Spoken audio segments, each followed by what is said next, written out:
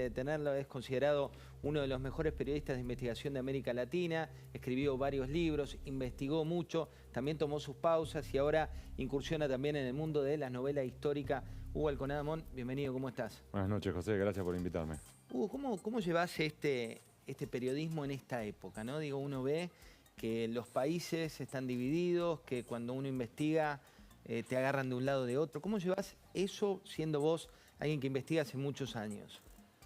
Pues con cansancio, hastío, hartazgo. Mucho de lo que he hecho en los últimos años se explica a partir de ese hartazgo. Entonces, cuando en su momento me fui a estudiar a Stanford, cuando después gané la otra beca que me permitió ir a New York Times, a Washington Post, era para limpiar la cabeza, para descontaminarme. Porque estar todo el día en la cloaca, donde además afectan a la familia, con el espionaje ilegal, con amenazas, con aprietes, conlleva un desgaste personal y familiar. Y el libro, La ciudad de las ranas, también fue eso, fue una forma de tratar de limpiar la cabeza. Vos sabés que yo salgo a correr 4 veces por semana y también es otra forma de como cable a tierra. Entonces, por ejemplo, hoy salí con 38 grados, ¿sabía? Y salí igual a correr 10 kilómetros a tratar de limpiar la cabeza. Vamos a ponerlo de fondo al libro nuevo y te voy a preguntar en un ratito sobre esto, pero me interesa también entender un poco por qué crees que las matrices de las sociedades hoy, lo vemos en foros de periodismo de toda la región y también a nivel internacional, es como que todos quieren su sesgo, quieren confirmar lo que piensan y se enojan por ahí con gente como vos que honestamente investiga, profundiza y dice por ahí lo que no les gusta leer. ¿Por qué crees que se da esto como matriz de sociedad de esta época? Creo que uno de los factores, que esto lo saben más los sociólogos y algunos estudiosos de las ciencias sociales, más que nosotros, que uno de los factores a tomar en cuenta son las redes sociales, las plataformas digitales, los portales que te permiten buscar aquellas informaciones de nicho que en el buen sentido, vos podés decir, a mí me apasiona la física cuántica, entonces solo quiero leer sobre física cuántica, fenómeno. Ahora bien, en algunas derivaciones de Internet empiezan a darse zonas no virtuosas, en las cuales podés encontrar desde antivacunas hasta teorías conspirativas, hasta terraplanistas. Y entonces hoy algunas redes sociales o plataformas digitales permiten que esas personas que eventualmente hace 40 años estaban aisladas, se conecten entre sí, se potencien entre sí, y plataformas digitales como Telegram que les permite incluso difundir sus ideas. Y eso creo que en definitiva termina llevando a que muchas personas retroalimentan esas ideas o preconceptos que ya tenían. Entonces, yo estoy convencido que la Tierra es plana. Y entonces todo aquello que no coincida con mis ideas, lo descarto. ¿Por qué? Porque después yo tengo, por ejemplo, un grupo de WhatsApp o de Telegram que fortalece mis ideas, porque hay nichos en Internet, en Facebook, Telegram o lo que fuere, que también lo convalida y que en definitiva todo aquel que no piensa como yo termina siendo defenestrado. Ahora salgamos de terraplanistas y podemos ir a la política y pasa lo mismo. Pasa lo mismo en Estados Unidos, donde hemos visto personas que terminaron atacando el Capitolio. O podemos ir a América Central, donde tenemos también fanáticos que se lanzan a atacar redacciones de medios de comunicación porque publican verdades incómodas. Y podemos hablar de Europa, podemos hablar de Asia. O sea, hay múltiples datos que no solamente ocurren acá, en la Argentina, sino hay múltiples lugares donde vemos esto, que es todo aquel que no da la información que una cierta comunidad, un cierto sector de la sociedad no le agrada, castigan. ¿Hace cuántos años te dedicas al periodismo de investigación? Y ya van a ser los primeros palotes hace 23 años.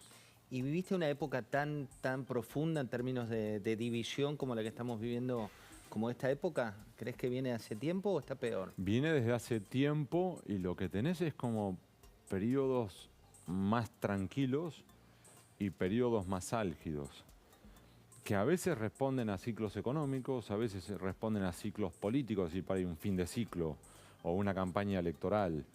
Para ahí es una campaña electoral muy competitiva o una campaña electoral muy sucia. Es decir, hay algunos factores externos que a veces potencian la sensibilidad. Después, por supuesto, hay investigaciones más sensibles, ¿no?, que terminan también generando ruido. Por ejemplo, nosotros cuando revelamos en su momento todo el entramado vinculado a al presunto lavado de activos en los hoteles de los Kirchner, eso generó un tsunami. Y lo mismo cuando en su momento con Panama Papers y todo lo que salió a la luz sobre la familia Macri, o Odebrecht también sobre Calcaterra Macri. Entonces hay momentos más álgidos. Bueno, Cuadernos, vos lo sabés muy bien. Entonces hay momentos y momentos. Este es uno de esos momentos álgidos, en parte, pero solo en parte, por la condena que se acaba de difundir, el veredicto, el martes pasado. Pero que eso se da en un momento, además, de contracción económica, con una alta inflación, con una pobreza que crece, con un ciclo electoral que está arrancando. Ayer se cumplieron 3 años del presidente, le quedó 1 año. Y a un presidente que da la sensación que podría no competir el año próximo.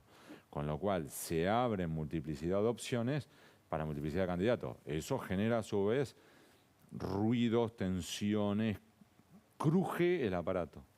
Hugo, esta semana fue una semana profunda en términos de debates internos y externos que tiene que ver con un presidente de la Nación que hace una cadena nacional, que toma como fuente algo que en la jerga, vos sos abogado, los abogados puede ser la fruta del árbol prohibido, así lo llaman cuando es una prueba que se basa en espionaje. A vos en otro contexto político, y lo has dicho públicamente, te han investigado, has tenido espionaje en lo personal. ¿Cómo ves ese tipo de decisiones? Digo, por un lado, el rol del presidente de basarse en algo que fue ilegal y por otro lado lo que deschavó en cierta medida esos audios que todavía hay que investigar, son presuntos diálogos, digo, hay que ir a la justicia y esperar. Digo, pero esto que para un periodista de investigación constantemente aparece como un debate. Para mí es inquietante. Es inquietante. Por supuesto que yo he participado en algunas investigaciones que uno podría decir, bueno, está basado en una filtración. Panama Papers.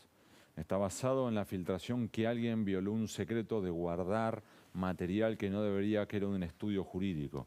Y que entonces eventualmente pudo haber sido un empleado, lo que fuere, que haya entregado esa información. O en su momento con Wikileaks, que eran, por ejemplo, cables secretos del Departamento de Estado que alguien violó ese secreto y entregó la información. Es cierto, pero allí también hay cuestiones de interés público, hay múltiples matices.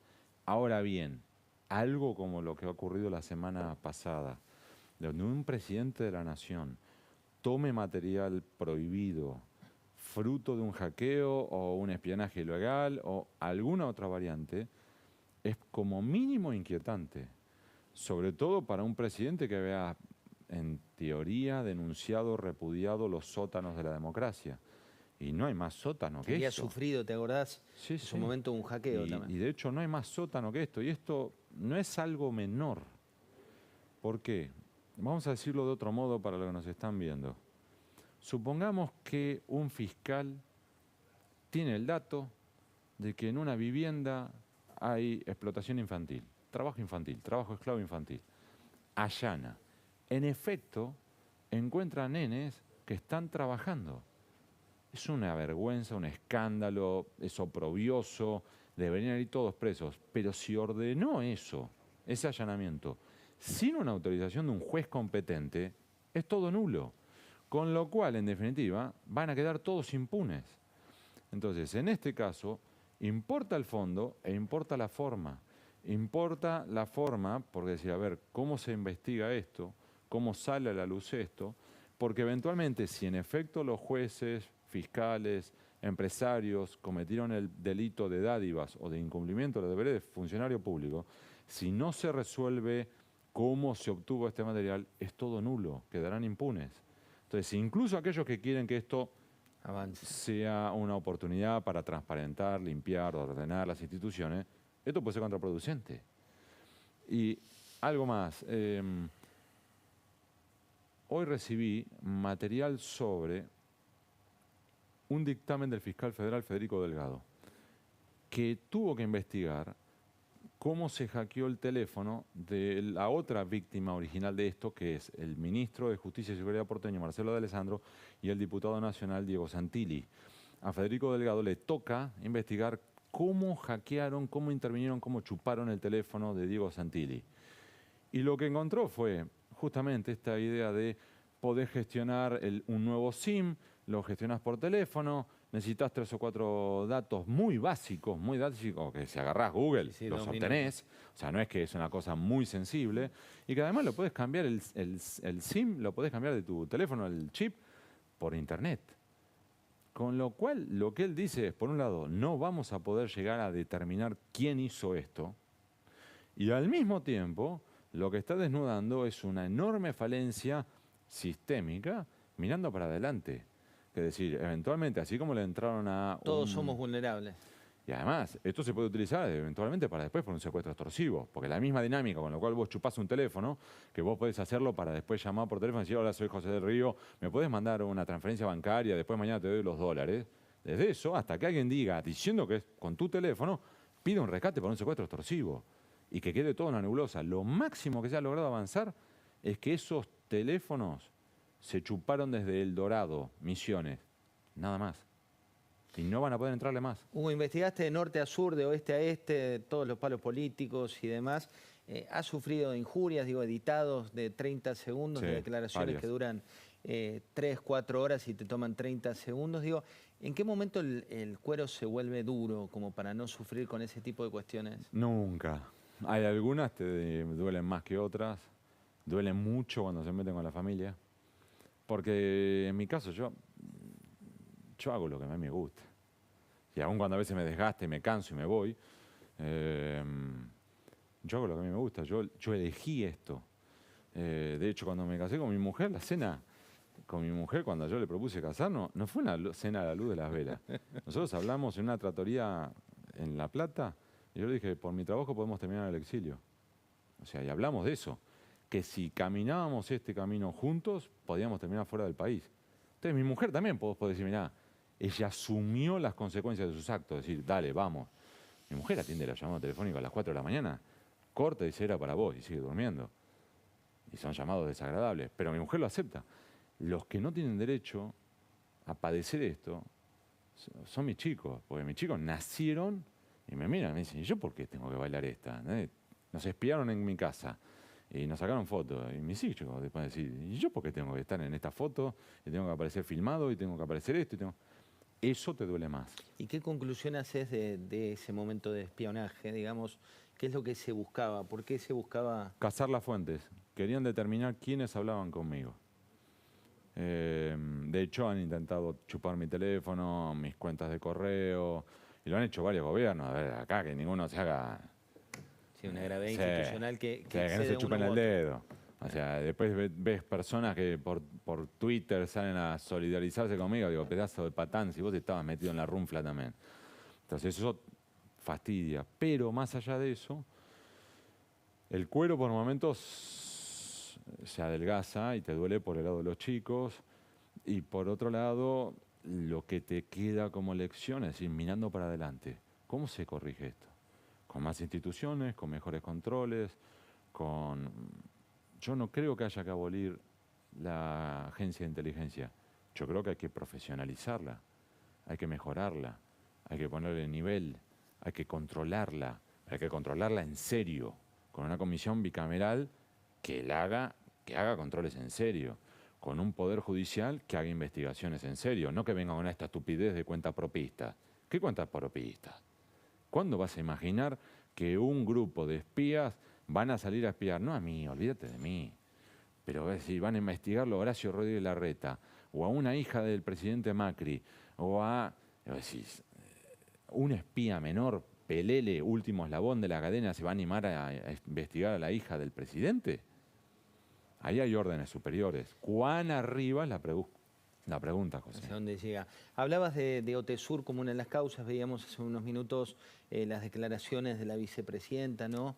A partir del fallo de vialidad, refiriéndose puntualmente a lo otro, que era el lago escondido, pero no hacía una defensa de la investigación que llevó adelante el fiscal Luciani.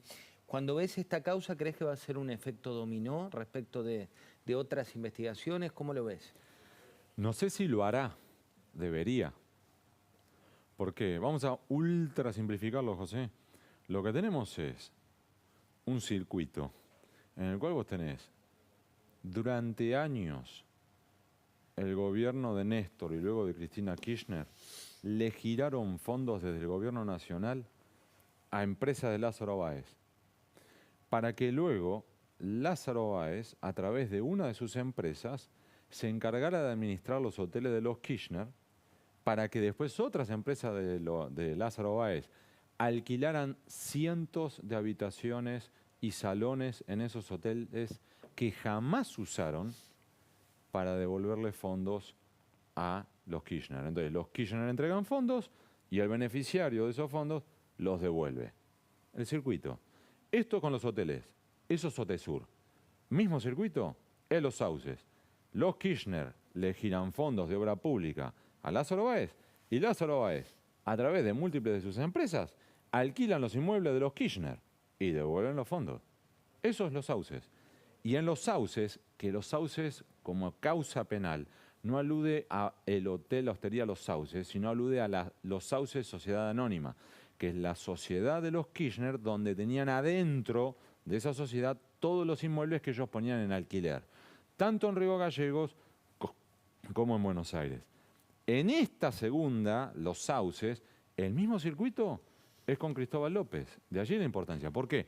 Porque también los Kirchner le giran fondos a empresas de Cristóbal López y Fabián de Sousa, y esas empresas alquilaban, por ejemplo, cocheras y departamentos en Puerto Madero y en Recoleta de la familia Kirchner, incluyendo en Juncal y Uruguay. Entonces, esta es la esencia. Entonces, lo que tenemos ahora es que la causa vialidad, lo que acaba de determinar es, acá hay culpabilidad, acá hay condenas. Entonces, si esto está mal, ergo, acá hay que pegarle una mirada al resto del circuito. Y allí es la importancia de lo que ahora hay que dirimir en la casación penal, José, que es, ¿tiene que ese juicio que estaba en un tribunal oral, tiene que realizarse o no?